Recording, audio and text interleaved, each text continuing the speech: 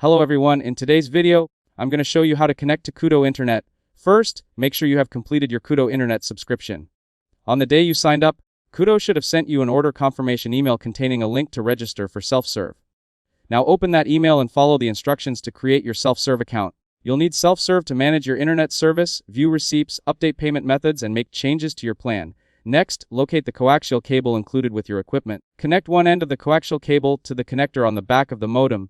Then connect the other end to your wall cable outlet. If you need to connect both a TV and the modem to the same wall outlet, you may need a cable splitter, which is usually sold separately. After that, connect the power cable to the modem.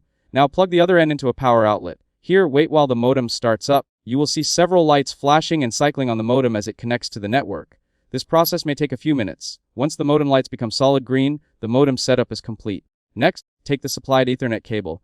Connect the purple end of the Ethernet cable to the purple port on your Wi-Fi 6 router. Then connect the other end of the Ethernet cable to the LAN port on the modem. After that, connect the power cable to the Wi-Fi 6 router. Now plug the other end into a power outlet. Here, wait for the router to initialize.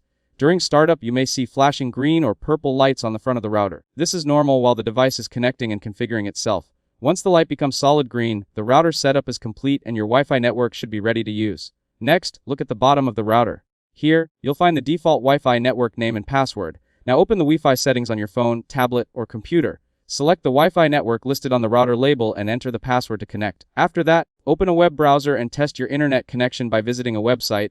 If you'd like to view or change your Wi-Fi settings, open a web browser on a connected device.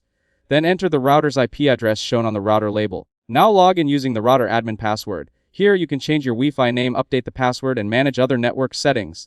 Once everything is connected and working properly, your Koodo Internet setup is complete. That's it. Thanks for watching. Don't forget to like and subscribe for more videos.